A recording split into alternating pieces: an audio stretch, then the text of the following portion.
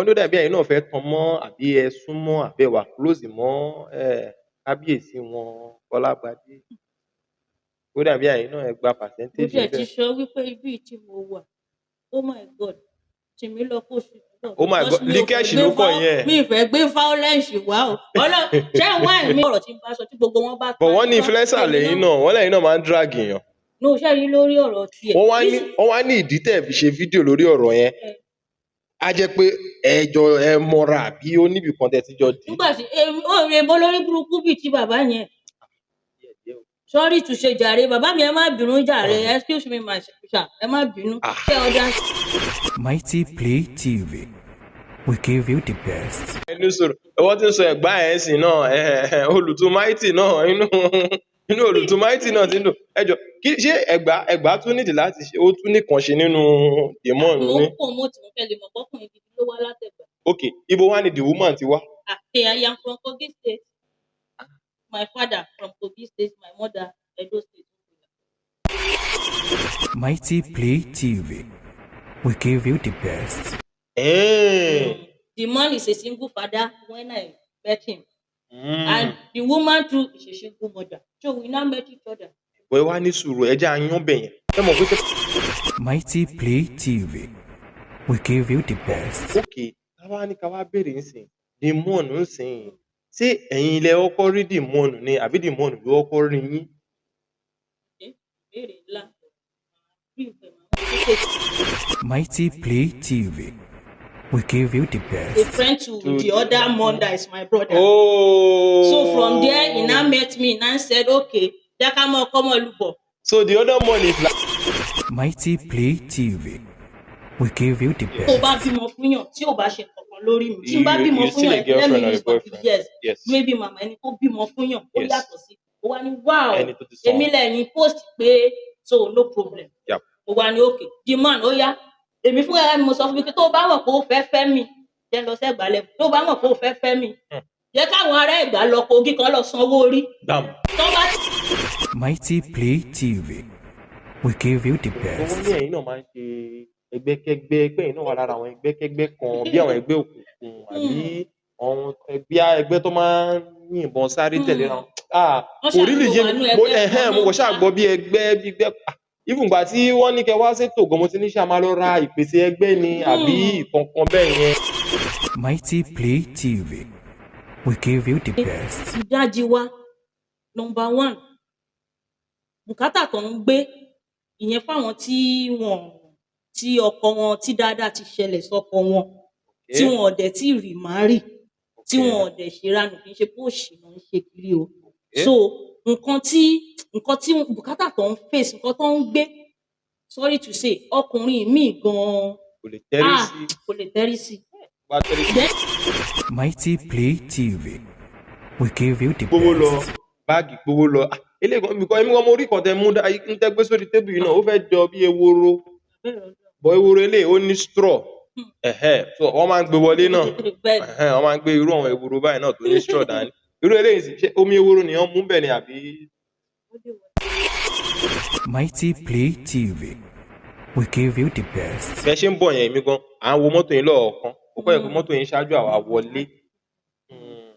Ok, ẹ̀yin digi mú ni. Àwa ẹrù halos làwa wọ̀, halos ló máa ń fò. Mighty Play TV, we give you the Ní best. anniversary olólùfẹ́ ni, pàtó tó yá wọ́n ní anniversary Kings ladies kìíní kan ni, pàtó wá. Pàtó yá wá pàtó wá fẹ́ bá gbogbo ẹ̀ lẹ́nu, ọ wá ní pé kò máa ń ṣe kan kékeré pé kódà ẹ pé Fẹlá 2 ẹ pé Q dot gan-an. Mighty Play TV, we give you the Ṣé máa ń ro wá? best. Even Tinubu bí mi everybody that want to come there daddy I will pay off everybody transport. Máa gbé mọ́tò lẹ́tọ̀ọ́ máa gbé Ó gbogbo yín. pọ̀,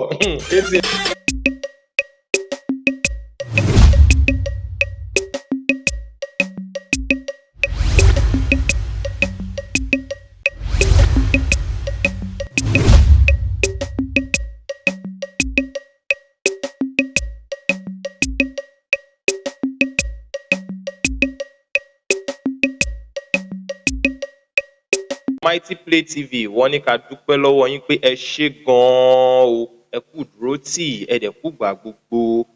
Ní ṣókí ká ṣe kí ni ká bẹ̀rẹ̀ ètò. Èmi tí yín tòótọ́ KP ẹ ti mọ̀. I will be the co-host for today's event. You understand? For today's interview. So kí n má sọ̀rọ̀ jù. Ẹ máa wọ ẹni tó wà lọ́dọ̀ mi. Wọ́n ṣe ìyàwó mi o. Mi mọ̀ wọ́n rí o. Mi mọ̀ bó ṣe dé bí báyìí o. Àwọn ló máa ṣàlàyé bó ṣe dé bí báyìí o. Ẹ jọ̀ọ́ mà, ẹ jọ̀ọ́, is he a woman or a man? Okay. The woman is a woman. The woman. Please, what's your name, the woman?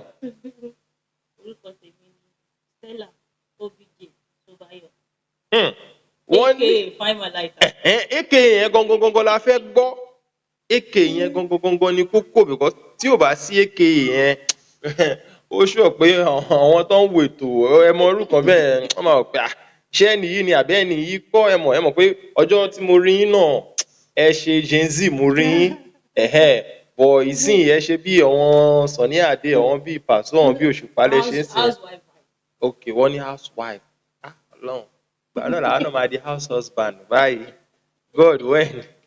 So ẹ̀yin tí wàá tòótọ́ ní orí ètò ìní a ní Fine Malaika tí gbogbo yín mọ̀ màmá bẹ̀ ọ wà ní orí ètò ní Mighty Play TV. Ẹ jọ̀ọ́ báwo àti rí yín náà wọ́n ní visa ní bọ̀ ilé ìtarí lórí ètò báwo ló ṣe jẹ́? Wòlé kí yín. Excuse me, my fans. Kẹ̀kẹ́. I salute you according to your time. Ó di méjì. Ẹ̀mbẹ̀lẹ̀mbẹ̀. Ó di mẹ́ta. Olólòló. Ó di mẹ́rin. Ẹ wo olóòtú wa ẹ bá dà wọ́n lọ àwọn náà jẹ́ kí n sọ pé man ni wọ́n meet o. I'm a woman no. Wọ́n ní The woman ni woman wọ́n. is a woman no. The woman is not a man no. Wọ́n ní The is a woman woman. have a man at home o. So God bless everybody. the woman used to sùn sáyé ní sọ̀rọ̀. Wọ́n ti ń sọ ẹ̀gbá ẹ̀ sìn náà olùtú Mighty náà inú olùtú Mighty náà ti ń dùn. Ẹ jọ̀ọ́ kí ṣé ẹ̀gbá tún nídìí láti ṣe ó tún nìkan ṣe nínú Demon Mo ní? ń pò mo tí mo fẹ́ lè mọ̀ pọ́kùnrin gidi ló wá látẹ̀gbà. Ok, ibo wá ni the woman ti wá? I am from Kogi State. My father from Kogi State, my mother Edo State. Ó gbẹnu tán àbẹ́yìn náà ò rí. Yasin. Kogi Edo crossbreed nìyẹn. Gas and petrol bim. Bàbá náà tó wá jẹ́ Ẹ̀gbá ó wá dé lórí ó di refinery. Ok, so ẹ̀yin sìn Kogi àti Edo State ní. Ẹ dẹ̀ lè sọ èdè ìlú méjèèjì yẹn náà. Àbí ẹ̀ ń gbìyànjú. Díẹ̀ náà ni bọ̀ wọn kì í kó wa lórí Okay. torí dáàdì mi pásítọ̀ ni wọ́n. Ok, èdè Principal ni wọ́n èmi tí wọ́n bá ń transfer wọn káàkiri. èdè tí bàbá wa ń kọ́ ṣé ó máa ń yé yín tí bàbá bá ń sọ? Mo máa ń gbọ́ tán bá ń sọ Ẹ máa ń èmi tí gbọ́? wọ́n èmi máa ń gbọ́ lẹ́yìn. Ẹ try. Ẹ bá wa ṣá wọn látẹ̀wọ́ kò easy kíyàn tó lè gbédè mẹ́ta kíyàn tó wá gbára bú mọ́ ó wá jẹ́ mẹ́rin ó lọ fáà gan. Ok, káwá ní káwá béèrè ńsìn Demon ńsìn ṣé ẹ̀yin ilẹ̀ ọkọ rí Demon ni àbí Demon ló ọkọ rí yín? Ìbéèrè ńlá bí ìfẹ́ máa ń kéékèèké. Ok, So tí mi ṣe máa kọ́kọ́ bẹ̀rẹ̀ nílé lágbára Ọlọ́run tọ́lọ́run dẹ̀ sì ti wà tó dẹ̀ sì ti máa wà. bẹ́ẹ̀ ni Demon kábíyèsí. kọ́kọ́ rí the woman. Ẹ̀ẹ́n. Demon is a single father when I met him. Mm. And the woman too is a single mother. So we now met each other. Bọ̀ ẹ wá ní sùúrù ẹja yan bẹ̀yẹn ẹ mọ̀ pé tẹ bá ní Demon ń rí the woman ẹ mọ̀ pé ìsinyìí àwọn Samsung Z10 wà iPhone 16 wà kámẹ́rà ẹ̀ máa ń zoom dáadáa because abá máa wò gbà tí Demon rí the woman ń sìn mi rò bí àwọn kámẹ́rà fóònù ti ń zoom dáadáa tó fi rí the woman so tẹ́lẹ̀ yan bóun ni Demon ṣe rí the woman ṣé the woman ni pass ni àbí the woman is Okay. Ẹ jẹ́ tún brief àárín yẹn. So the woman ó ń gbé ní Zanzu tẹ́lẹ̀ wá pààkì wá tẹ̀júra. kókó tó wà nìyẹn. So bó ṣe pààkì wá tẹ̀júra through one of my brother. Okay. So from there that Demon he now be he's a friend to the other mon that is my brother. Oh. So from there he now met me and said okay jẹ́ ká mọ̀ ọkọ mọ̀ lùbọ̀. So the other one is like the alárinà. God bless you. Ẹ lè dààmú. Ẹ ṣàmì látẹ̀wọ́ mẹ́gùdù mẹ́ka history gan. You got it. Mo like mo explain and I pay more cash. Ọlọ́run mo fi lè mú wa pẹ̀lú. Thank you so much. Don mention. Shukura Makanaki ẹ̀yin ará ilé ṣe ń gbọ́ lọ. So Káàbọ̀. that is how the man now went and met The woman. So the man now asked the woman out.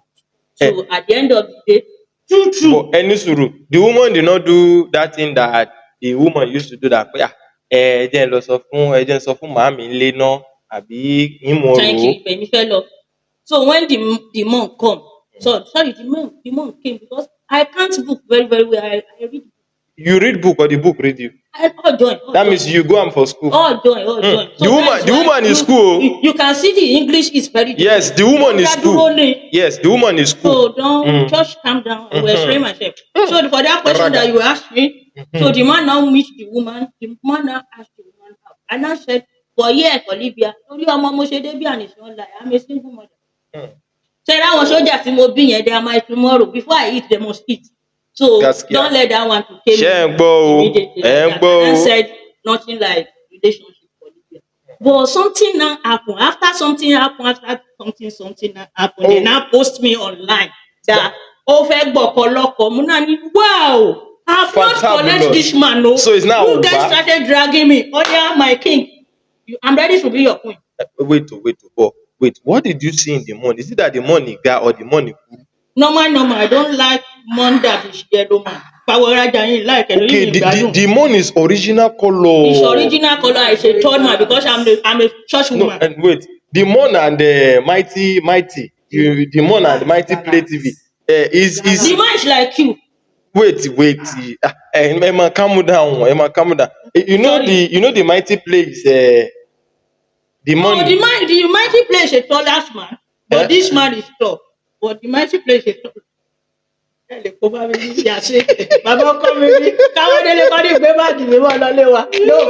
mighty man is a taller man. Okay, don't go yaro the mighty man. The but the man that I'm talking about is a tall. Ó ti yé mi bẹ́ẹ̀. Ó ti yé mi bẹ́ẹ̀. Ẹ ti get that is the money is taller than Mighty Play. I did not say that too. See my app it's not still. Kò sí gbẹ̀gbẹ̀. Ara ilé tọ́jú ara ilé náà ni. So you now. So when they now post me that you know someone that ẹni tó ti bímọ fún yàn tẹ́lẹ̀. But you know our Yoruba people some things wọn kò sí ní brain wa. They don't understand. You are a baby mama is a different than ìyàwó ilé. Yes, you are a baby mama is a baby father. I can't say ìyàwó ilé ni mí àbí ìyàwó èèyàn kan. Kápátérétì normal. Tó bá bímọ fún yàn tí ò bá ṣe kankan lórí mi. Tí n bá bímọ fún yàn yes maybe mama ẹni tó bímọ fún yàn ó yàtọ̀ sí. Ó wá ní wow èmi lẹ́yìn post pé so no problem. Ó wá ní okay the man ó yá èmi fún ẹ̀rọ mi mo sọ fún mi pé tó bá mọ̀ pé ó fẹ́ fẹ́ mi jẹ́ lọ sẹ́gbàá lẹ́fù tó bá mọ̀ pé ó fẹ́ fẹ́ mi jẹ́ káwọn ará Ẹ̀gbá lọ Kogi kan lọ sanwó orí.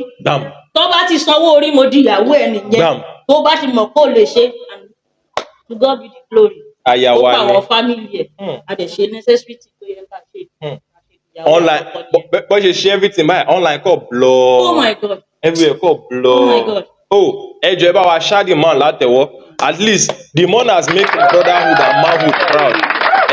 At least slang pé àwọn ọkùnrin Libya yẹn the man has proved us that they are responsible man within the country. It depends on what you see or what you go for. Yes, you understand? Yes. I believe you saw the presentation, you saw the dignity. Wọ́n ní ẹ má tẹ̀lé ọkùnrin pẹ̀lú television, ẹ tẹ̀lé ọkùnrin pẹ̀lú vision.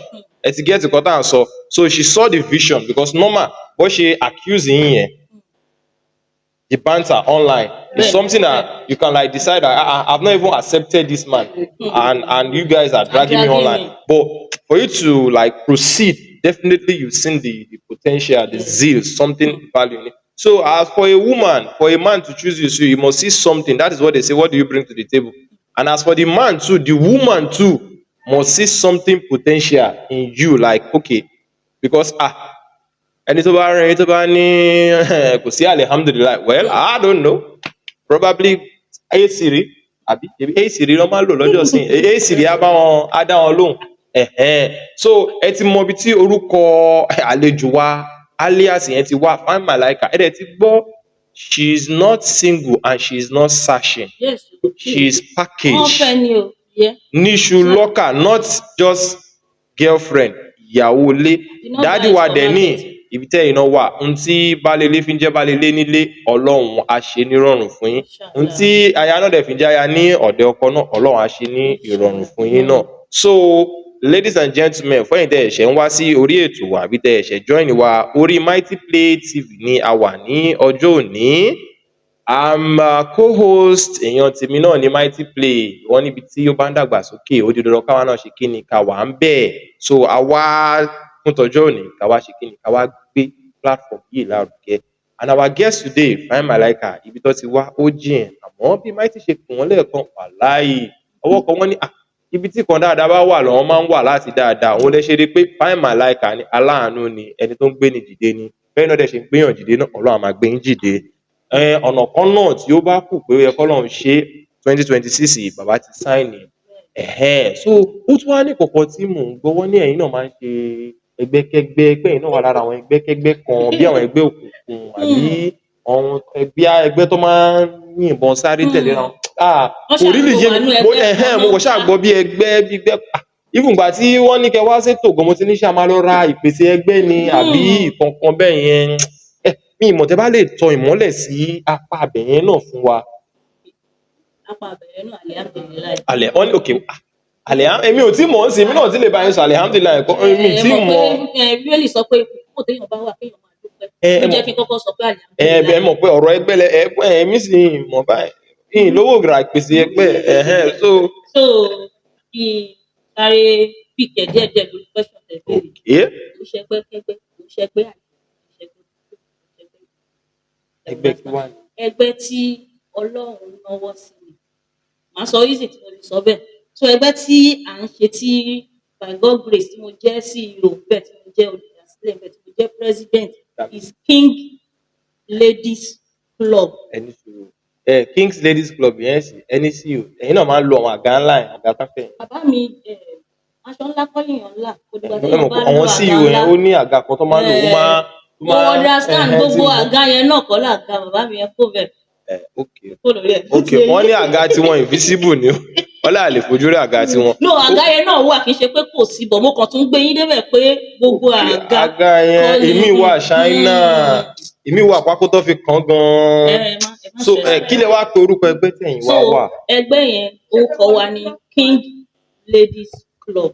Wọ́n ní ẹgbẹ́ tí wọ́n wà pé orúkọ ẹ̀ the name is King's Ladies Club.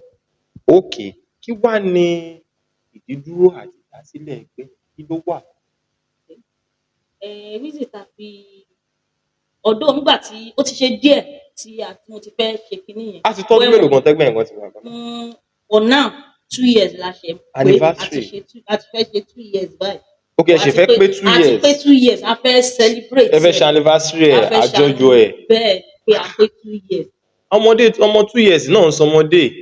But before àti irú nǹkan bẹ́ẹ̀ tí kọ́kọ́ ń lọ ní online káàgbé sí nítorí ẹmọ èmi jẹ́ èèyàn kan tó jẹ́ pé anything tí n bá fẹ́ ṣe mo máa fi síwájú Ọlọ́run mo like báyìí Olúwa Ọlọ́run síwájú kí n tẹ̀lé so ìgbà tán ṣẹ̀ sọ pé okay you can go ahead now ìgbà yẹn la ṣẹ̀ṣẹ̀ wá open la ṣẹ̀ wá béèrè orúkọ tí a fẹ́ jẹ́ gbogbo wa náà la jọ jókòó láwọn àtàjọ ẹjọ sọ pé ṣe pé èèyàn kan ló dédé orúkọ everybody wa mú orúkọ wa ń gbà kalẹ̀ sẹ́yìn ẹ̀ bẹ́ẹ̀ fi orúkọ yẹn fún wa and by God grace for now mi ì tí ì rẹ́ni tó ń bá wa fi gbàgbága lórí orúkọ yẹn.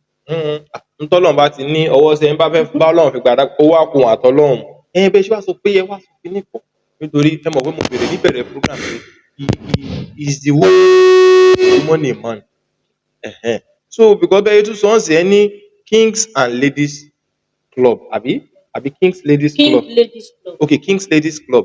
Ṣé ẹ̀yin obìnrin sì ṣe wá sọ fún wa pé ẹ̀yà méjì lẹ́ni ni ẹ̀yà ọkùnrin àti ẹ̀yà obìnrin ni àbí ọkùnrin àti obìnrin ni tó bá lè jẹ́ kó obìnrin ṣé ẹ̀yin ìyàwó lé ẹgẹ́ tìkọ́ tí mo sọ then àwọn ọkùnrin ṣọ̀wọ́n ọkọ yín ni àbí ṣe lè tàn mọ́lẹ̀ síbẹ̀ yẹn náà. mo máa ń lè sọ fáwọn tó máa ń béèrè lọ́wọ́ wa pé níbo ni orúkọ yẹn ti jáde a bá gbọ́ mìíní ọ̀tọ̀ ní nǹkan tó túmọ̀ sí létí wa mo máa wá explain fún wọn pé ọba obìnrin là wa ẹgbẹ́ lọ́balọ́ba ẹ lè fà á sí tòsí ọ̀dọ̀ yín náà dédé. ẹgbẹ́ lọ́balọ́ba lẹgbẹ́ King Ladies ibi tórúkọ yẹn ti wá jáde gbogbo nǹkan tá a mí ní pé ìdajì wa number 1 bùkátà tó ń gbé ìyẹn fáwọn tí tí ọkọ wọn tí dáadáa ti ṣẹlẹ̀ sọ́kọ wọn tí wọn ò dẹ̀ tí remarry tí wọn ò dẹ̀ ṣèranù kì í ṣe pé òṣì náà ń ṣe kiri o so nǹkan tí bùkátà tó ń face nǹkan tó ń gbé sorry to say ọkùnrin míì gan-an kò lè tẹ́rí sí then àwọn tó dẹ̀ tún wà nílé ọkọ wọ́n fi gbogbo agbára wọn strength wọn wọ́n fi ń ṣiṣẹ́ wọ́n dẹ̀ fi ń support ọkọ wọn so ọba obìnrin làwọn mi mọ̀ bóyá ẹ understand kì í ṣe ọba lórí ọkọ o obìnrin tó dá dúró tó jẹ́ pé no kò fẹ́ kí ọkọ káṣírí ẹ̀ tú ní anywhere. òun ló wé pé behind every successful man there is a woman. Successful woman. ṣe ti get ẹ as in láàrin àwa obìnrin ọba làwa king ladies not king lórí ọkùnrin or lórí ọkọ wa. I don't know, maybe you... Now, for those of you that don't understand what she's saying, let me break it down. What she means, we have women that are women, and we have women of men calibers, physical and spiritual. And they calling themselves adding king to the ladies, you understand? Obìnrin láàrin àwùjọ obìnrin lórí obìnrin, you understand? And what this stands for is how to support their husbands, how to build their home, how to reduce less labor for them as a woman that is coming together, putting hands together to set the future. Again, so orúkọ yẹn náà ó lágbára, ó wúwo létí, and iṣẹ́ ribiribi dẹ̀ ní ẹ jọ̀ọ́ ẹ bá wa ṣá wọn látẹ̀wọ́ kò easy orúkọ yẹn èmi gan tí mo ṣe the mom máa pẹ́ra mi sí àbí the boy. Ṣé mọ̀ ló dán my house? èmi gan the mom gan èmi mọ̀ pé èmi náà ṣé ní ìkọ́tẹ́ sọ èmi ń rò ó because normal olóòtú original gan tó ní tẹlifíṣàn yìí àmúràn yìí the mom ó tọ̀ tẹ́lẹ̀ wàláì the mom is very tall the mom mighty. But when the mon he now marry, the mon is short. The mon they are facing, they are trying. The mon they are trying. The mon ibi kíbi tẹ́ bá wà, ẹ má bínú stray bullet lè bá yín bẹ́ẹ̀ o. So ẹ̀yin ará ilé àtẹ̀yin tẹ́ ń wò wá, Fine Malaika wà ní orí ètò CEO of King's Ladies Club. Wọ́n dẹ̀ mú àlejò wọn wá bó ti jẹ́ pé ẹ̀yin rí àlejò wọn ní ojú máa ń wòrán nítorí ní ojú ayé ìmọ̀ àtàlejò wọn òun náà tá à ń bára wa fà lójú ayé so a dẹ̀ ti gbé wá sórí afẹ́fẹ́ treasurer àbí treasurer wa King's Ladies Club ẹ jọ kí lórúkọ tiwọn. wọ́n ní ìyáàfin ẹ pè madam Abe. wọ́n ní kí n pè madam tẹ bá wá kó òbí ẹ lè máa fún ayé jẹ ẹ ti gbọ́ orúkọ wọn bí ṣe sọ̀rọ̀ ẹ máa ok editor wọ́n gbọ́ editor ṣé orúkọ wọn jáde ẹ gbọ́ dáadáa àbí ó clear ok treasurer wọn wà bí báyìí madam Abe ìyáàfin ẹ wò ẹ má dá mi lóhùn ìyá ẹ wàhálà wọn pọ̀ gan wọ́n mọ̀nà bọ̀wọ̀ láìkọ́ máa fọ̀nà wọn so gbàtà náà wá ṣe ń sè àwa lọ bẹ̀rẹ̀ látòkè àwa lọ gbé Fine Malaika kọ́ wá ṣe kí ni kọ́ wá ká má tún wá sọ̀rọ̀ jù náà Fine Malaika wọ́n ní orúkọ tó bá dé dúró láwùjọ ó gbọ́dọ̀ ní ṣe pẹ̀lú kan tó ṣe kí ni tó tọ́ sọ́nà láwùjọ ẹ jọ̀ọ́ kí ni pàtó iṣẹ́ tí ẹ̀ ń ṣe. iṣẹ́ tèmi ṣe òun ṣiṣẹ́ tí èèyàn lè máa fi ní Libya ń bí bọ̀ náà ní Libya káràkátà ni nígbà mi máa ń gbé jewelries wọlé láti Nàìjíríà nígbà mi ò lè jẹ́ irun business ṣá nǹkan tí èèyàn bá lè tà kì í ṣe bíi ti part èèyàn o. ok wọ́n ní kò ṣe bí ẹ̀wọ̀n bẹ́ẹ̀ sọ́ọ̀sìn ẹ̀hún pé bí ilé amateur ẹ mọ̀ pé bí káràkátà bí amateur bí ẹ̀ ń ta mọ́tò ẹ̀ ń ta lé. Ọlọ́run á sì gbé wa kọjá ibẹ̀. Ọlọ́run á gbé wa kọjá ibẹ̀ ok bọ̀ ìsìn bí àwọn kan wo láì lè sáré wò gòkè tàbá dé. bí ó láwọn ẹgbẹ́ kan tó bá fẹ́ ṣènáwó bẹ́ẹ̀ wọ́n máa ń reach out sí mi so aṣọ tán fẹ́ lò mo lè bá wọn wá àgbé wọlé from there bí wọn business bẹ́ẹ̀ wọ́n ń ta aṣọ wọ́n ń gbàṣọ wọlé wọ́n ń gbé ẹ̀ṣọ́ wọlé ẹ̀yin tẹ́ bá fẹ́ irú tó wà ní ọrùn Burna Boy tẹ́ bá fẹ́ irú tó wà lọ́rùn Davido tẹ́ bá dẹ̀ ń wo Mighty Play náà tẹ́ bá rí ọrùn bàbá yẹn náà bí pàǹpà tó lè bẹ́ǹdì ọrùn ẹ máa ń rí lọ́rùn wọn náà gbogbo ẹ̀ ẹsẹ̀ ló gbówó lọ báàgì gbówó lọ eléyìí kan bìkọ́ èmi kan mo rí kan tẹ mú ń tẹ́ gbé sórí tébù yìí náà ó fẹ́ jọ bí eworo bọ̀ eworo eléyìí ó ní straw so wọ́n máa ń gbé wọlé náà wọ́n máa ń gbé irú àwọn eworo báyìí náà tó ní straw dání irú eléyìí sì ṣe omi eworo nìyẹn mú bẹ̀ ni àbí wọ́n ní holy water yẹn ó pín sọ́nà oríṣiríṣi o ṣẹ̀dá àwọn ọmọ ayé ìsìn tẹ́ bá sọ holy water ó túmọ̀ sí kàn mí o wọ́n ní àfobẹ̀ wọ́n ní àfobẹ̀ ẹ̀yìn tá a bá wá sọ tá a bá ní ká wí ní ráńpẹ́ ọdún mélòó lẹ ti wà ní ìlú yìí àti wípé báwo lẹ ṣe rí ìlú yìí sí ní àkókò yìí àti bí àìgbà tẹ dé sí ìlú báwo lẹ ṣe rí ìlú sí. tá a bá ní ká sọ ní ráńpẹ́ láti tó lọ ọjọ́ méjì last year lọ Libya mo mọ̀ tẹ̀lé sinmi. bẹ́ẹ̀ ṣe ń bọ̀ yẹn èmi gan à ń wo mọ́tò yín lọ́ọ̀kan ó kọ́ ẹ̀kọ́ mọ́tò yín ṣáájú àwa wọlé ok ẹ̀yin digi mú ni àwa ẹrù halos làwa wọ̀ halos tó máa ń fò ó náà halos tó máa ń fò bí àwọn èèyàn ńlá ló ń wọ̀ yẹn àwa digi mú ti. àwọn náà dẹ̀ mú kinní kan náà ni àwọn àmọ̀ bí i agi ni o wàá kọ́ sáà kọ́ta máa ń mú kinní ẹ̀ náà ni kinní ẹ̀ ó kàn lọ ó kàn fò báyìí. tọjọ́ méjì náà ti báwo lè ṣe wá rí ìlú sí àti pé gbogbo rògbòdìyàn tó ń ṣẹlẹ̀ yìí bí àwọn onílùú ló ń fà á jù ni àbáwá àjòjì là ń fà á jù. nǹkan tí mo lè sọ nípa àwọn nǹkan tó ń ṣẹlẹ̀ ní Libya lóòótọ́ àwọn onílùú wọ́n wà lára àwọn nǹkan ṣe díẹ̀díẹ̀ but most of things àwa tá a jẹ́ àlejò bí àwa ni lọ́dọ̀ tèmi o àwa là ń kọ́ most of àwa things la fà á jù. especially sorry to say àwa Yorùbá ṣe rí 70% ọ̀pọ̀ nǹkan tó dáa tó ń ṣẹlẹ̀ nílùú yìí Yorùbá ní 70% tó ń ṣe. bá ṣe understand.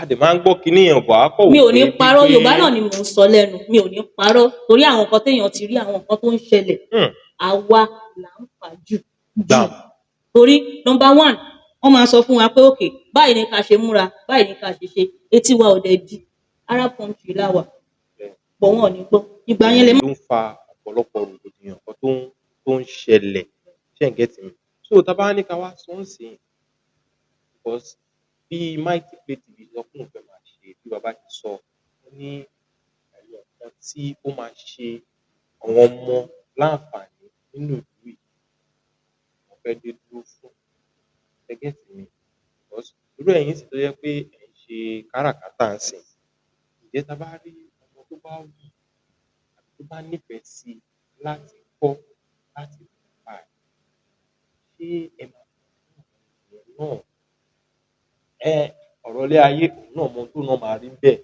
tó náà bá bẹ̀rẹ̀ ẹgẹ́ ìṣòro kan bẹ́ẹ̀ ẹlòmíà ní dandan tó bá fẹ́ kọ́yàn ní nǹkan òun máa gbowó ẹlòmíà ní dandan ìyá àárín bẹ́ẹ̀ àwa máa ní bó bá ṣe wo olúkálùkù ni kó ṣe ṣe bó bá ṣe máa pè ẹ́ but ṣé tá a bá ráwọn tó nífẹ̀ẹ́ sí náà láti mọ̀ nípa òwò ṣíṣe náà ṣé ẹ máa nawọ́ ìrànlọ́wọ́ síta náà. problem yẹn kò sí issue tó lọ lórí ẹ̀ tó pọ̀ èèyàn lè in fact àìmọye àwọn èèyàn bẹ́ẹ̀ níbo lẹ ti ra nǹkan báyìí kí ní kàkà tó yẹ kí n sọ pé èmi ń tà èmi ń ṣe òkè yìí báyìí kí n fowó kùn màá yà bá wọn rà dáadé àbí kí n connect wọn mọ́ ibi táwọn náà ti máa rí little change tiwọn. ọ̀nà yín tẹ́ sí ń rí tí yín ò ní wájú because ọ̀pọ̀ èèyàn wá wò pé tí bá ti mú ẹ dé bẹ́ẹ̀ kò sí jíjẹ fọ́wọn ọmọ púpọ̀ dàbí bá ṣe máa ń sọ máa ní tiwa ò kọjá wa àjọ dé bẹ́ẹ̀ o àjọ dé di odò yẹn náà àjọ pẹ̀jà tiwa ni ẹbí nípa wa ọlọ́run á dẹ̀ pọ́n yín lé ká má tún wá fọ̀rọ̀ gùn ẹ̀yin tẹ́ ń wò wá orí Mighty Play TV la wà ní àlejò tó wá gbẹ́nu sí máìkì KP láti ọ̀dọ̀ Mighty Play TV a dúpẹ́ fún àyè tó fún wa yìí tẹ́ bá dẹ̀ wo apá òsì mi àbí apá ọ̀tún ó lójú fóònù tẹ́ bá ń lò tó bá jẹ́ original apá òsì ni tó bá jẹ́ fake ní apá ọ̀tún lẹ máa rí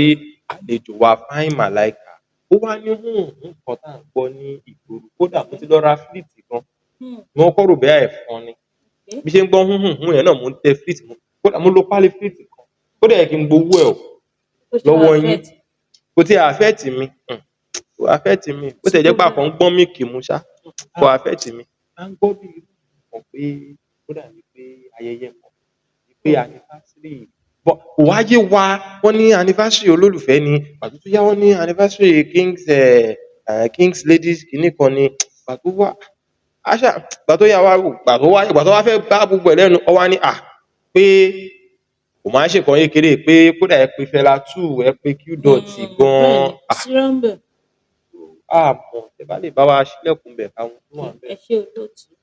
So King Ladies Club anniversary ó máa òun ni à ń ṣe preparation ẹ̀ lọ́wọ́ tó máa wáyé ní March 27 2026 ọdún tá a wà nínú ẹ̀. Then that same month ni wedding anniversary tèmi. So ìyẹn náà máa wáyé ní that same month same date that same date ni mi sọ fún ni mo try àti sọ pé àwa tá a bá wá ń ṣe ẹ̀bùn méjì la máa gbà. bẹ́ẹ̀ ni ẹ̀bùn méjì bẹ́ẹ̀ ni double gift ni. máa gba. From now ẹ má jẹun mọ́ kó tó dìgbà yẹn the month don eat from now till that day don eat because you will eat and di lọlé that day. Kò ṣeré ní Moscow ṣeré a lọ múra yín wá ni o. wọ́n ní irọ́ ni. You guys should not eat. ẹni sùúrù you guys should not eat. From now ẹ má fọnú yín lẹ̀. wọ́n ti lo lámbà yìí fi polówó ọjà fún wa dáadáa àwa ò ní sí sọ́pọ́ọ̀tì ẹ̀ wọ́n á ní tá a bá dé ìnáwó wọ́n ní tá a bá jàjà rí bottle water nìkan lẹ máa rí lórí tébù. eléyìí yàtọ̀ aṣọ ńlá kọ́ lèèyàn láì gbowó kọ́ wa ní ẹgbẹ́ lọ́ba the woman tí wọ́n bá jẹ á dragging. No problem. Even throughout that week, throughout that month, following month, you guys should be coming. You will be eating and dilole at the same time. Wá ní sùúrù eating yàtọ̀ pọ́pọ́ọ̀fù náà ara eating náà ni. No. Confirm swallow tó wá pẹ̀lú ẹ̀gúsí àtẹ̀fọ́ you dey wine ẹ̀fọ́ ẹlẹ́mìí méje. Fried rice ni jollof rice ni everything you see there. ẹ̀yin tẹ́ ń wo ètò èwo tún lẹ̀fọ́ ẹlẹ́mìí méje ṣé ẹ̀fọ́ ẹlẹ́mìí márùn-ún wà. Even Tinubu bí mi everybody that want to come there that day I will pay off everybody transport. Máa gbé mọ́tò lẹ́tọ̀ máa gbé gbogbo yín. ó pọ̀ ATM ẹ̀kúnnù báyìí máa láìka. ẹ bá gbàgbé orí omi láti fẹ́ ṣe máa búùkù flight tó máa gbé yín. n tó bá ti kọjá orí ilẹ̀ yẹn mi ò lọ́wọ́ sí o àbọ̀ ọ̀gá mi ẹ lọ́wọ́ sí ni. So kò ní bàjẹ́ bàbá mi King Ladies Club àti wedding anniversary méjèèjì la fẹ́ ṣe papọ̀ ní March 27. wọ́n ní March 27 ló fẹ́ ṣe anniversary ìfẹ́ láàrin àwọn àti dìmọ́ọ̀nù ẹ wá sanwó fáwọn amọ́nà academic o tí ilé lẹ́sàn ẹ̀ tí san ti bíbà yìí o ọ̀dẹ̀ ni King's Ladies anniversary to come up so let's come out to support them for their positive vibes. Ó wá ní kinní kan tí mò ń gbọ́ wọ́n ní ó dàbí pé ẹ̀yin náà ẹ fẹ́ máa ṣe bíi Túndé Perry pé ó dàbí ẹ̀yin náà ẹ máa ń fi lámbà lẹ̀ gbà kan àwọn kan ní lámbà bíi ibo àzìn.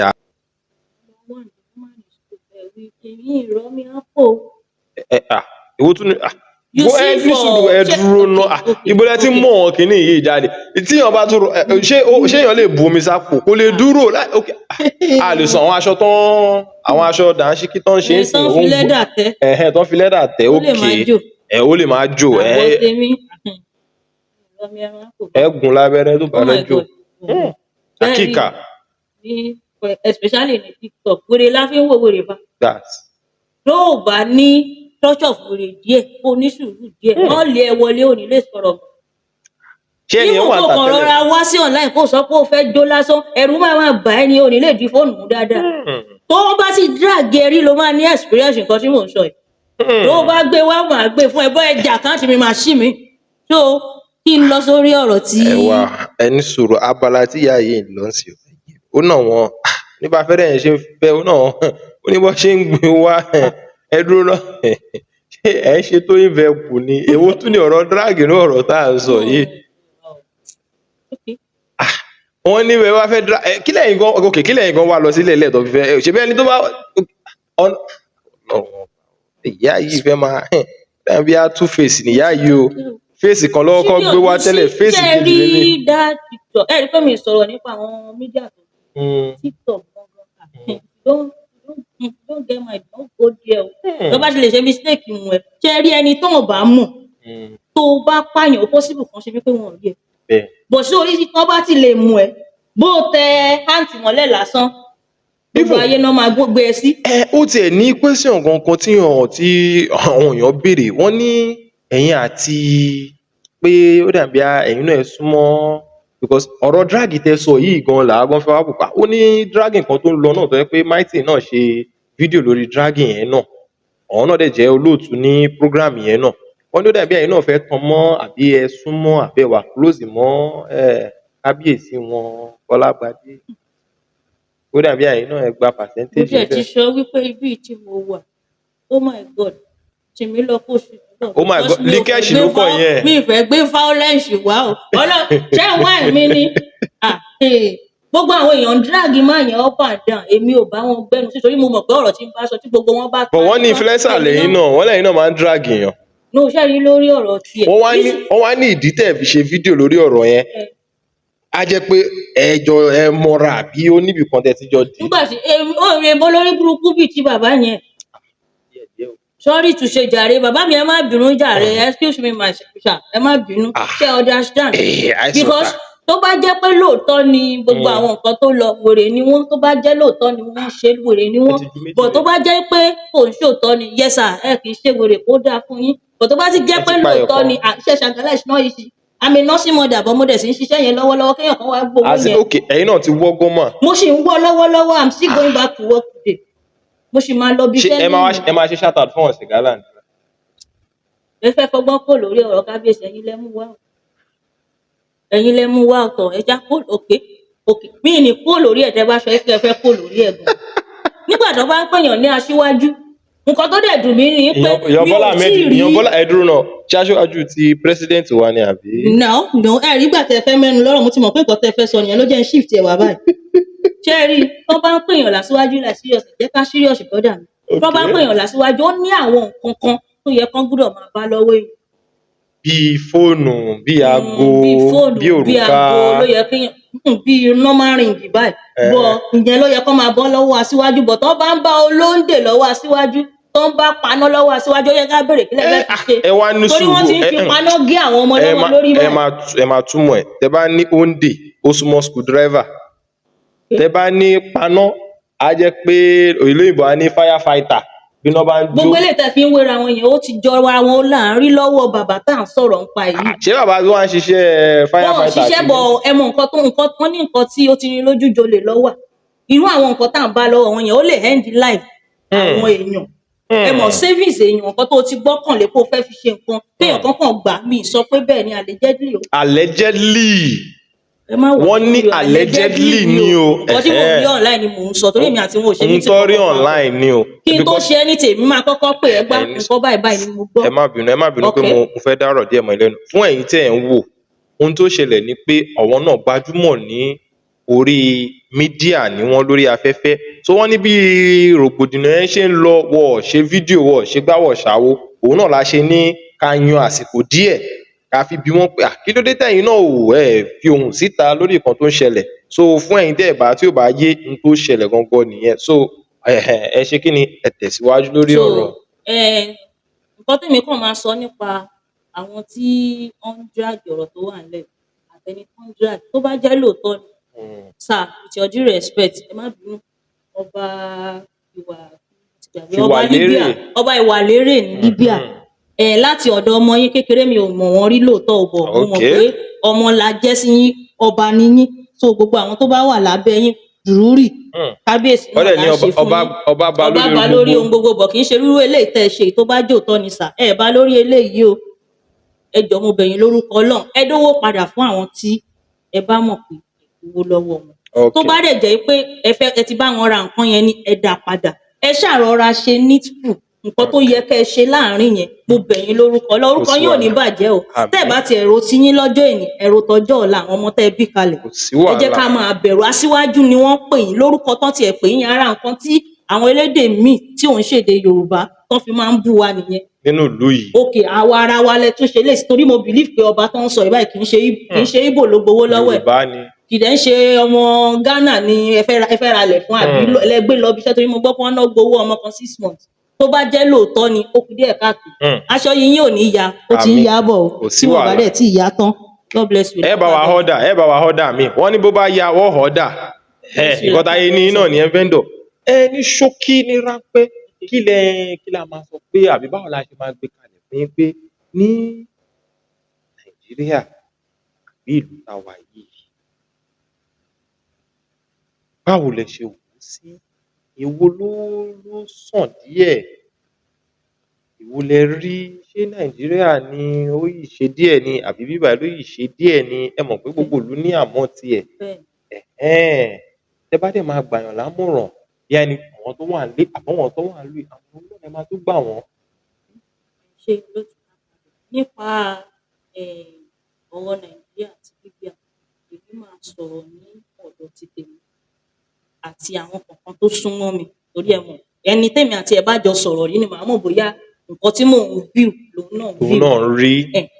So lọ́dọ̀ tèmi Nàìjíríà dáa. Nigeria is a beautiful country. Ọlọ́run ní ba Nàìjíríà jẹ́. Pẹ̀lú make-up àbí láìsí make-up ní Nàìjíríà beautiful? Láìsí make-up. Ọlọ́run ní ba Nàìjíríà jẹ́. So k'Ọlọ́run jẹ́ kí Nàìjíríà sì máa dà sí lọ. Kára tu gbogbo wa kí everybody lè padà sílé. Torí kò síbi tó dàbí ilé. Ilé làbọ̀ sí oko. Bọ̀ ṣe rí lọ́dọ̀ tèmi àtàwọn kọ̀ọ̀kan tó súnmọ́ mi tí wọ́n lọ́mọ bíi tèmi. N bá sọ fún yín pé torí àwọn ọmọ lèmi ṣe dìgbì mú dé Libya. Torí Libya kọ́ ni first Arab country tí màá kọ́kọ́ wà o. Kọ́ ni first country tí màá kọ́kọ́ wà. Mo ti lọ Oman rí, mo lọ 2 years. Mo ti lọ Lebanon rí, mo lọ 2 years. Òun ni mo fi ń sanwó school àwọn ọmọ mi débi tán dé. And alhamdulillah mi ní parọ́ fún yín. Wọ́n ní abọ́ fìlà fún yín díẹ̀. For now Libya torí ká ní lẹ́yìn tí mo lọ tí mo dé ńgbà yẹn ká ní Nàìjíríà pẹ̀lú àwọn ọmọ mi méjèèjì tí mò ń kó kiri ká ní àwọn nǹkan tí mò ń rí ńgbà yẹn tó ń mówó wọlé fún mi ó jẹ́ nǹkan tí mo lè fi máa push ara mi pẹ̀lú àwọn ọmọ yẹn bá má wà bí rárá. So for now fún èmi o Ọlọ́run kó má tí jẹ́ kí Libya bàjẹ́ kí Nàìjíríà náà dẹ̀ máa bàjẹ́ torí ilé làbọ̀ méjèèjì ò dẹ̀ ní bàjẹ́ ní ọlá Ọlọ́run. So advice mi tún leléyìí nípa ọ̀rọ̀ àwa tá a wà níbí ni pé a ti sọ̀rọ̀ ọmọ kọjá many things wà téèyàn lè fi máa di owó mọ́lẹ̀ tí a bá fẹ́ ṣe ọmọ wọlé. Bí okùn bí ṣéènì. Tá a bá mọ̀ pé a lè fi dì mọ́lẹ̀ tó máa tight. Òun la máa lò nínú méjèèjì. Ó lè jẹ́ train, ó dẹ̀ lè jókùn fami, ó dẹ̀ lè jẹ́ chain. Ìta bá mọ̀ pé a lè lò nínú méjèèjì tó máa nínú mẹ́tẹ̀ẹ̀ta tó máa wọ̀ ọmọ tó bí ìsìn ìwọ ọmọ bó ti ẹ̀ mọ èmi gan ọmọ kànga táàpù lọ́mọ. A lè sọ bóyá wọ́n dẹ̀ lè fi táàpù yẹn dè mọ́lẹ̀. Ó ní mo fi sọ pé nǹkan tó kọjú séèyàn mi bàbá mi ẹ̀yìn ló kọ séèyàn kan. Wọ́n lè gbé mirror sí ọ̀kẹ́ tó gbé mirror ńkọ́. Tún ni ẹ tún rí yẹn náà sọ. Wọ́n ti ní wọ́n lè mú wọ́n sọ wọ́n ti sọ tẹ́lẹ̀ pé wọ́n lè mú yín ẹ̀yin àwa mú yín ẹ̀ padà gbà. Lórí nǹkan tèmi kọ́kọ́ máa advice àwọn tó súnmọ́ mi ni pé èmi believe pé àtọmọ o àtaṣọ o àti jewelries o everything tó bá wà ní Libya nǹkan tó bá wà ní Libya ti Libya ni. Owó èkó lè kó ń gbé ti Libya ni.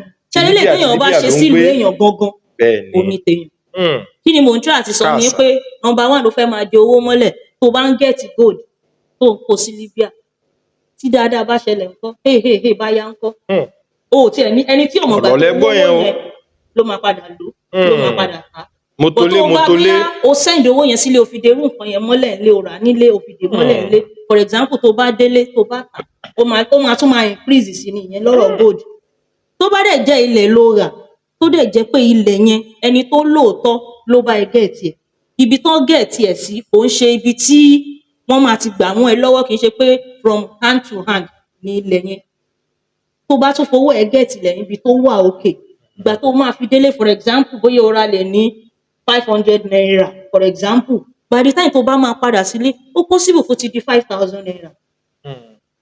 So tó bá délé irú nǹkan bẹ́ẹ̀ tó bá tún padà tà pẹ̀lú small knowledge tèmi nílé mi fi ń sọ̀rọ̀. Ìwọ̀nba ìmọ̀ tẹ́yìn ní because ní ibi tẹ́ sọ̀rọ̀ lọ yẹn ibi tẹ́ sọ̀rọ̀ dé because tó bá ní ká wò náà ọ̀pọ̀ náà máa ń sọ náà pé à ń gbọ́ rògbòdìyàn oríṣiríṣi fún ẹni tó kówó sọ́wọ́ ìyá gan kó tó délé tó ti na ọmọ mi àṣìṣe 10 years níta bàbá so àwọn nǹkan yẹn gan kí lẹ tún rí sọ sí because ọ̀pọ̀lọpọ̀ èèyàn náà tó wà ní ìta àbí inú ìlú ẹja sọ ní bẹ́ẹ̀ ìlú ta wà yìí náà ọ̀pọ̀ náà a rí pé kò wù wọ́n náà pé kọ́wọn náà máa rà kan sílẹ̀ ni àwọn náà láìpẹ́ láti ṣe sílé but kí la wá fẹ́ sọ lórí ọ̀rọ̀ báyìí tọ̀ àbí kí la fẹ́ ṣe kọ́lọ́run ṣàánú wa ni àmì o èmi believe pé mo dẹ̀ máa ń gbàdúrà kọ́lọ́run má jẹ́ ká tẹ́ ní tìkà ká má ní bẹ́ẹ̀ lórí burúkú tó pọ̀ àmì torí ara ẹ̀ àgbàdúrà náà ni ẹni tí ó kówó fún ọba wa tí ó ní kó bá wọn ralẹ̀ bẹ́ẹ̀ àtẹni tí ó ń lọ bí iṣẹ́ tó ń kówó fún wọn tó ń bọ àwọn gbowó bẹ́ẹ̀ irú èèyàn yẹn ó trust ẹ̀ ní ó ní ẹni tó lórúkọ báyìí kò lè wúwá wèrè bẹ́ẹ̀ sorry to say mi ilẹ̀ wúwá wèrè ṣàbò ó jọmọ̀ ṣà so ẹ wá wo àwọn tó tún wà nílé tó tún jẹ́ ìyá èèyàn tó tún bí ọmọ ní Libya ń bí mo ti rán ọmọ tó ti pé 20 years tó wọlé ìyá ẹ̀dẹ̀ nìyí you are not up to 40 oyè ó ti ṣiṣẹ́ ẹyin kí ló dé tó ò wọlé kọ́mọ yẹn wà nílé bó tiẹ̀ jẹ́ boarding school ló fẹ́ fi sí bọ̀ ìwọ ti ọmọ wá bí ìwọ wá ń ṣe nǹkan tó wù ẹ́ nílé ọmọ yẹn á tún wá sanwó olówó tán á tún máa kówó fún ẹ wà tún wá fún máa ṣe óńblé ó blé èèyàn wàá máa ra díje jewelries wàá kí máa ló ń raṣọ porúkọ wàá máa ra ọ̀gbẹ́ni wà nǹkan so ẹ wò láàárín yẹn Ọlọ́run nìkan ni kó bólúkálukú gbé ẹrù ẹ̀ kó dẹ̀ bá wa tó wọ́n ní Ọlọ́run nìkan ni ẹ kó má jẹ́ bá kọjá àárín yẹn olúkúlùkù gbé ẹrù ẹ̀ ní torí nígbà àárín téèyàn ò bá yẹn tún lè trust ìyá tó bíyàn ẹ jọ bẹ́ẹ̀ ni ta tún lè aráàta ni wàá fẹ́ trọ́ọ̀sì thank you ok lórí ibẹ̀ yẹn lórí abala ibẹ̀ yẹn ẹ ṣé gan fún àmọ̀ràn ẹ̀yin tẹ́ wà ń lé àtẹ̀yin tẹ́ ń wò wá lórí ètò ẹ ti gbọ́ lẹ́nu Fine Malaika ìwọ̀nba àmọ̀ràn díẹ̀ ẹ ní ṣókí ẹ má bínú pé kò kàn wá bọ̀ ó kàn wá bá bá ṣe ń gbọ́ náà la ṣe ń pè ohun tá a bá wí ohun tá a gbọ́ ohun tá a rí náà là ń bi yín kò ṣe pé àwa náà kọ̀ jòkó a kàn mú wá láti ó ní bó ṣe ń sọ ó dẹ̀ ní bó ṣe ń wí àwa ní ká bi yín ẹ lè sọ fún àwọn tiyín tó ń wò yín tó dẹ̀ ń gbọ́ yín ní ọkọ yín ẹ ní wọ́n lọ́mọ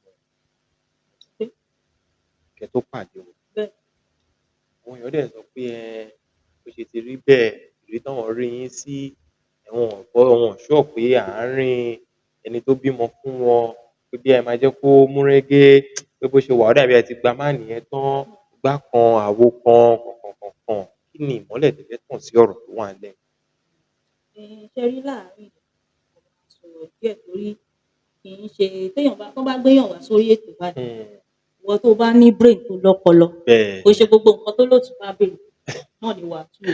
ṣé wàá sọ pé àwa olóòtú wà ní bírèènì báyìí ni pé no ẹ̀yin ọ̀rọ̀ ní táwọn ọpọlọ tẹ́ ẹ máa tẹ́ ẹ bá ẹni tí ó bá wá tí ò bá múra kí ilé lè dàrú mọ́ lọ́wọ́ máa òkè ọpọlọ làwa ní ẹ ní ọpọlọ tẹ ẹ ní wisdom wisdom èwo tún ní wisdom kí lẹ tún pè ní freedom ok freedom ẹ mo ti kọ́ṣẹ́ mo ti gbòmìnira so ìyẹn mo kàn ní kí sáré fi sọ́wọ́ àwọn tó wà nílé ẹ máa dá wọn lóhùn tẹ́ ẹ bá tún máa dá wọn lóhùn ẹ tún gbúdọ̀ fọpọlọ dá wọn lóhùn ṣe understand òun lèmi máa lò fún olóòtú so máa dá wọn lóhùn ṣe ní lórí ọ̀rọ̀ tẹ́ sọ yẹn kí náà ń pè ṣe rí wọn ní ibi tí ìṣúra èèyàn bá wà báwo náà ń sọ ní Yorùbá ibẹ̀ ni ọkàn èèyàn náà máa wà ṣé mọ̀ pé ọkùnrin ni yín tẹ́ bá ní this bag báyìí àti this cup báyìí méjèèjì tẹ́ bá gbé síra wọn kò sẹ́ni tó máa pọ̀ sí yín tẹ́ máa fi mọ what is good for you ibi tí èèyàn bá wà ó ti ibi téèyàn wọ́n lẹ́ni téèyàn bá sùn pẹ̀lú lèèyàn jarun pálù èmi believe bó ṣe wà even tó bá jẹ́ ọmọ téèyàn bí nínú mo mọ̀ pé ó ń yí ẹ̀yin ará ilé tó bá jẹ́ ọmọ tí èèyàn bí nínú ìwà wọn yàtọ̀ síra a máa mọ ìyàtọ̀ láàrin àwọn méjèèjì ìyẹn number one ṣé rí lórí ọ̀rọ̀ tẹ́ wá béèrè gangan èmi fẹ́ máa dá yín lóhùn kí máa pẹ́ dá yín lóhùn ní obọ̀ àti wá lọ báyìí ẹni tí ẹ wá béèrè lọ́wọ́ ẹ̀ tó jẹ́ ọkọ tèmi tẹ́ béèrè ọ̀rọ̀ wọn báyìí ní lọ́wọ́ mi ni pé òun ló mọ nǹkan tó rí tó fi sọ pé òun máa gbà bẹ́ẹ̀ ni ṣe understand ẹ mọ̀ pé mo sọ lẹ́ẹ̀kan pé nígbà tó sọ pé òun fẹ́ kémi àtòun òun fẹ́ mi mo ní mo sọ fún wípé tó bá mọ̀ pé òun fẹ́ mi o ó kó àwọn èèyàn kan lọ ráwọn èèyàn mi so òun ló wù tó gbà wọ́n ní wọ́n lè you can force us to river but you can't force us to drink water a lè force ẹṣin lọ sódò a lè mú tipátipá kó mu omi ṣe understand tó bá wá sọ pé bóyá mo gbà á tán tọ̀ mi ò lè sọ pé yes mi ì dẹ̀ lè sọ pé no torí ṣe rí nígbà míì àwọn ọkùnrin míì wọn ò plan àti níyàwó méjì o bẹ́ẹ̀ kì í ṣe pé bóyá agbára ọkùnrin míì ò gbé o but wọ́n fẹ́ last ní orí èèpẹ̀ ẹ dẹ̀ mọ̀ àwọn obìnrin kò sí bó ṣe rí problem máa ṣẹlẹ̀ so òun tí ó wá sọ pé òkè bóyá òun ò ṣe lápá bímọ kákànjọ máa tọ́jú ọmọ òun ló mọ nǹkan tó rí bó ṣe mọ̀ pé bá a sì ṣe jọ wà tó bá jẹ́ pé ó bóyá mo force ara mi sí ni àbí ó ní nǹkan kan tí mo fi drag ẹ̀ bá àti ẹ̀ tí ìjà tùká ní 2 years at least kó tó pé 5 years kinní kan máa padà síbi ìṣúra ẹ̀ so mi ò ní lọ fà lórí ẹ̀ òun ló mọ reason tí ò fi dúró níbi méjèèjì ní apá tóbìnrin tí yín náà dẹ̀ ní ẹ̀yin náà dẹ̀ gbìyànjú pé àárín ibẹ̀ yẹn náà bàbá náà ń sun tó yẹ kó ṣe because ẹ mọ̀ pé bí òwe kan tó máa ń pa ní kò gbẹnu wa tán bọ̀bọ́ yín máa ń sọ máa ní bó bá jẹ́ kìíní bó bá jẹ́ kejì bó bá jẹ́ kẹta ohunkóhun tó bá ń ṣe má jẹ́ ó dí tì kìíní lọ́wọ́ má dẹ̀ jẹ́ ó dí tì kejì lọ́wọ́ because wọ́n ní tí ìdíwọ́ bá ti ń wà ló máa ń fa inú púpọ̀ but tí ìdíwọ́ ò bá ti sí gẹ́gẹ́ sí lókàn bẹ́ẹ̀ because ọ̀pọ̀lọpọ̀ dẹ̀ ní wọ́n á ní orí kó ti bímọ tẹ́lẹ̀ kó tó lọ fẹ́ igbá kan àwo kan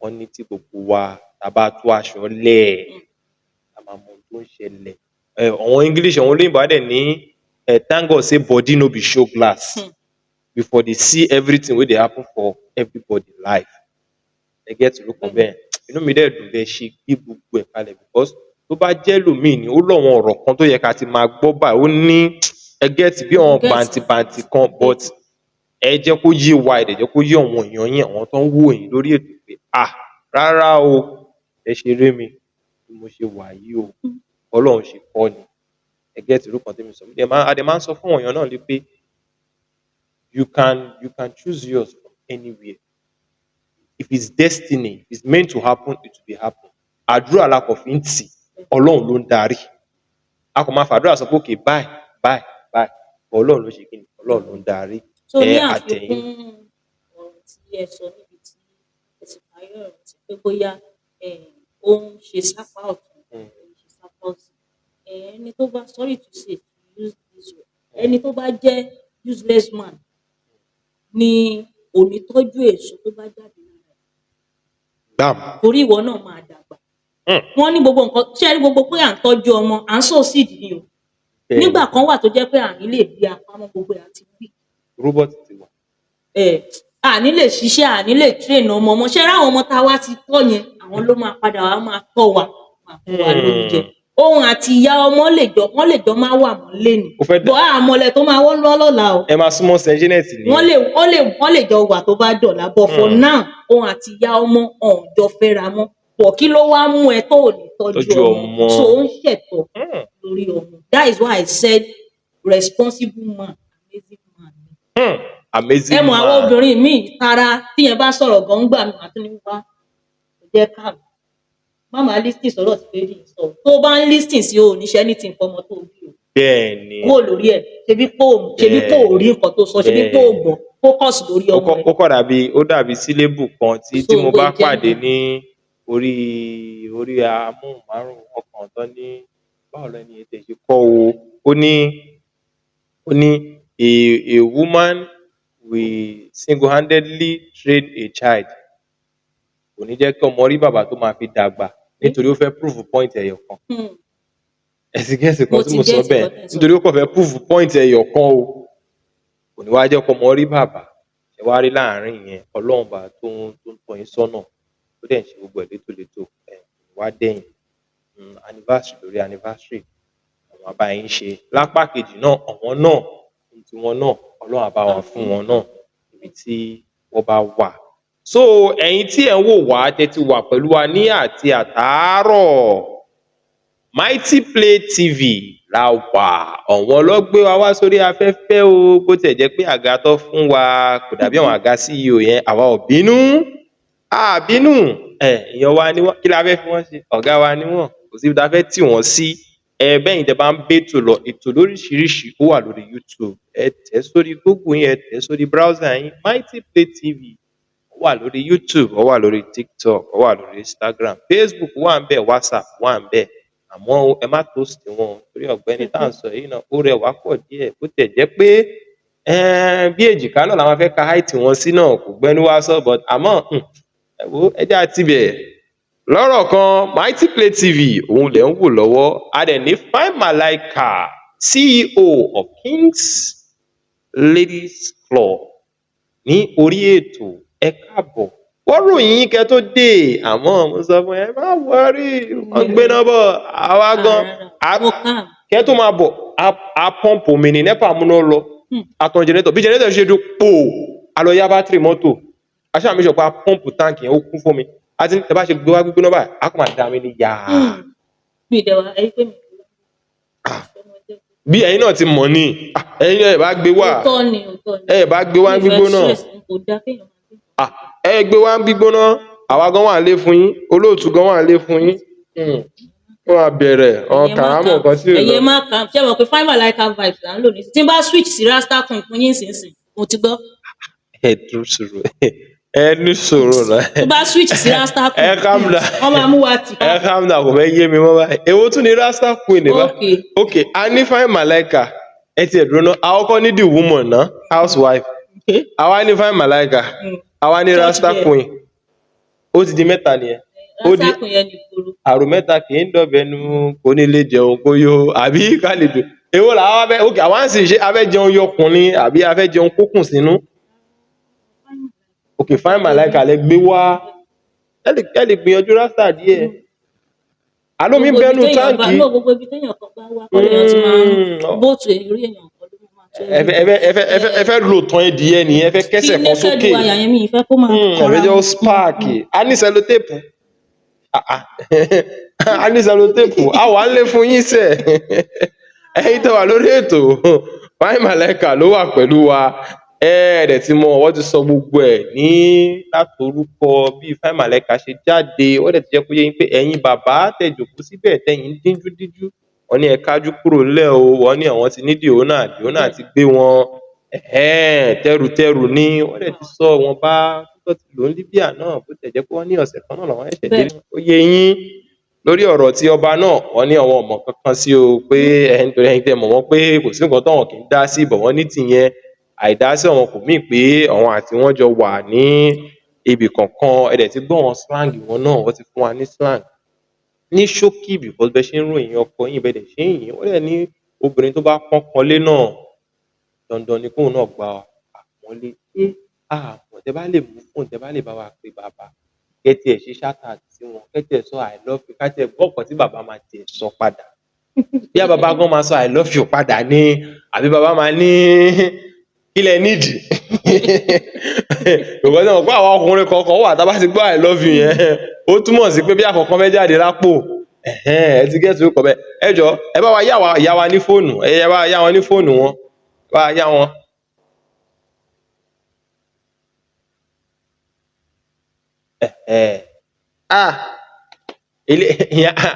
Abala yìí la máa ti ń jẹ owó. Tí bàbá ò bá ti sọ I love you padà, 100k nìyẹn. Wow. Àbí olóòtú àgbà. Ẹ fẹ́ sọ̀rọ̀. Ẹ wo apọ̀ studio léni, ẹ máa wò pé òun mò ń bá sọ̀rọ̀. Mighty ń bẹ studio, treasurer náà ń bẹ, celebrity on TikTok náà ń bẹ, everybody. Studio kún léni, ó kún. Ẹ bá gbé súnmọ́, ẹ gbé sí speaker. Olówó orí ẹ̀, alẹ́ nobody. Brother mi tó set, I love you darling. Mo ti rí ní social media, mo ti rí ní TikTok, mo ti wù ní darí, mo ti rẹ́ darí. I love you ọkọ ẹ̀. Ṣé ẹ gbọ́ dáadáa àbí kí n tútù sọ? I love you darling.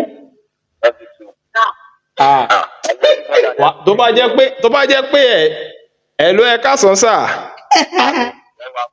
a dúpẹ́ fọ́lọ́run láti Mighty Play TV la ti ń pè yín àwa la gbéyàwó yín jáde ẹ má bínú a mọ̀ pé ẹ ṣé gan ẹ kú wíwà pẹ̀lú wa àwa la gbé wọn dìde o ẹ mọ̀ pé wẹ́dà tó wà ń ta yìí blanket ló gbà àwọn náà bọ̀ ẹ má bínú a dẹ̀ dúpẹ́ pé bẹ ṣe pọ́n Mighty Play TV dé Ọlọ́run á pọ́n yín náà lé aṣọ àbùkún yín náà Ọlọ́run á gbé jìnnà a dúpẹ́ a fẹ́ jẹ́wọ́ wọn ni bó tẹ̀ jẹ́ pé ìpadà jẹ́ ń jẹ́ irú yẹn jẹ́ ó dùn mí torí àti ní tó bá sọ.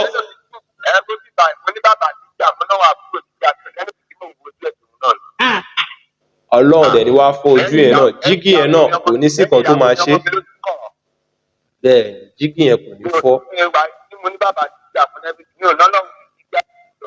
Ọlọ́run á pọ́n yín náà lé bọ́n náà ṣe ń sọ bó ṣe ròyìn gẹ́lẹ́ náà lẹ́yìn náà ṣe prove fún wa lórí fóònù àárín yín tọ́lọ́run wá tó wá tún ṣe yìí tó dẹ̀ tún yàn yìí tó dẹ̀ dé yìí agbára ọ̀tá Ọlọ́run ló borí gbogbo Ọlọ́run dẹ̀ ti ṣe kí ni ó ti ṣẹ́gun dẹ̀ ti borí àwọn tó ń gbàdúrà fún náà Ọlọ́run á wo àánú tiyín náà á fi dá wọn náà lóhùn because a ti ní tó bá sọ I love you fún yín tẹ́ bá ti dá padà 100,000 nìyẹn.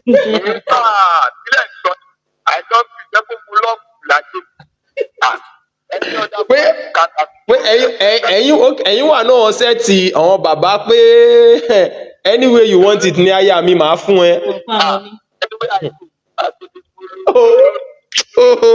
God when àwa single náà ẹ jẹ́ ká breathe let the single breathe.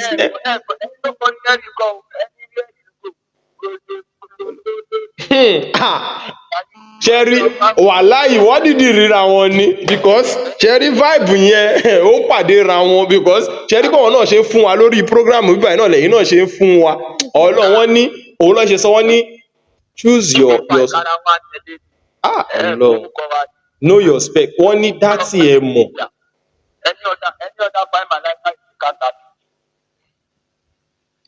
ṣé mọ̀ kan oríkì ti ń pọ̀ jù ó dàbí oríkì gan kò yẹ kí n gbówó máa padà gbówó lọ́wọ́ wọn lórí oríkì yìí kí ló dé ẹ ṣàánú ẹ jẹ́ káwa náà míì. tó bá ti di ọ̀rọ̀ yẹn má wọlé a máa pè yín lórí sórí ètò lẹ́tà a máa pè abalajọ bó ṣe ní àwọn ní abala mẹ́ta lọ́wọ́ ní owó tó kọ́ níbẹ̀ because behind every person there's always an hype man or a hype woman no God bless him God bless him God bless him and God bless you and fún ẹ̀yin tẹ́ ẹ wò program we really appreciate thank you very much for coming to the program. I will thank King's Ladies Club a rí ẹ̀bùn ńlá tẹ gbé wá fún wa like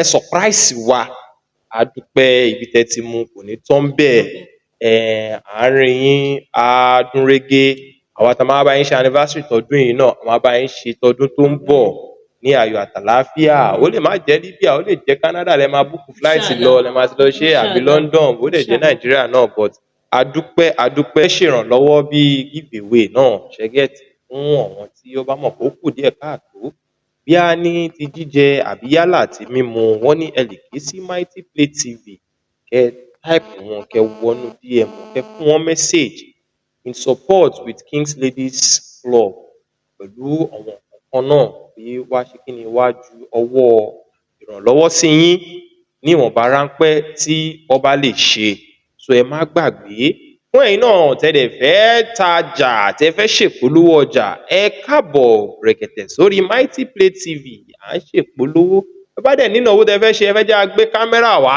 àwa bá yín capture ẹ̀ àmọ́ kò sí kò ṣọ̀fẹ́ o owó ló bá dé owó la fi ránníṣẹ́ owó la dẹ̀ fi ṣe ohun gbogbo ní ráńpẹ́ lẹ́ẹ̀kan sí ẹ jọ̀ọ́ ẹ jẹ́ káwọn ará ilé mọ̀ kí a tó lọ kẹ́dẹ̀ ṣe shout out fún ọ̀tẹ́ bá fẹ́ ṣe shout out fún ẹ kí wọ́n lé ọmọ ẹni tó tún wà lórí ètò lẹ́ẹ̀kan wọlé kí yín o. orúkọ tèmi ni lẹ́ẹ̀kan sí Stella Obj Ṣóbáyọ̀ aya Ẹ̀gbá ìsílẹ̀ ẹ̀ṣẹ̀ sọ̀rọ̀ kọ́ máa lọ rò bí ayé ha ìlà gbé wá báyìí. Excuse me my fans. I just said I should greet everybody. My name is Stella. Okay. Aya wọn lẹ́gbàá. aka Faima Laika. Kàsà. Lápá kan. Jì. Rasta coin. Èyí tó bá fẹ́ nínú méjèèjì ni I will give it to you. Ọ̀rọ̀ jáde àṣẹ Come as a tẹ̀lé. responsible person I will give you Faima Laika voice. Bẹ́ẹ̀. vibe yẹn màá gbé fún ẹ. If you come like pé o forí gbá trash, I will come like pé Ẹ ní o forí gbá sùúrù, ẹ ní cement sùúrù, lápá ṣé wá tèmi. ẹ ní sùúrù You náà, ẹ said I dúró ná. should do Ṣé wá normal thing that I always ẹ do ti ń kúrò online. ṣe yín vibes, ẹ ti ń wọ portable vibes. Èwo Yes lẹ? now, you said I should combine everything now. That's why I'm combining it for you. Á padà pàṣàbí wa lórí ọ̀tọ̀ yìí. That's why I'm combining everything for Kò you. sí At the wàhálà. same time, I print King Ladies Club. Gbogbo King Ladies mo kí everybody. Níbi tí ẹ ti mówó lórúkọ Jésù kò ní tán bẹ́ẹ̀ o. God will provide for everybody. Àmín. Vice president, gbogbo àwọn olóyè lápapọ̀, secretary, everything. Everybody, sorry, I greet everybody. Mo dẹ̀ tún wá fi kíkí yẹn, mo fi kí my beautiful, my pretty lady, my pretty mommy, Mama T Fashion Home. Àwọn nìyá ẹgbẹ́ wa tẹ́ ẹ bá mọ̀. Mama T Fashion Home. Àwọn nìyá ẹgbẹ́ wa tẹ́ ẹ bá mọ̀. Mo kí yín dáadáa, màámi, ẹ kó wa jẹ̀pẹ́, a máa rí yín bá. Bàbá ẹgbẹ́ wa, mo kí ẹ̀yin náà. Ọmọ Adé, Vice President of Yorùbá Community. Adé ọmọ Adé, Mr. Adé ọmọ Adé. Bàbá mi dáadáa ni. So, mo kí àwọn náà.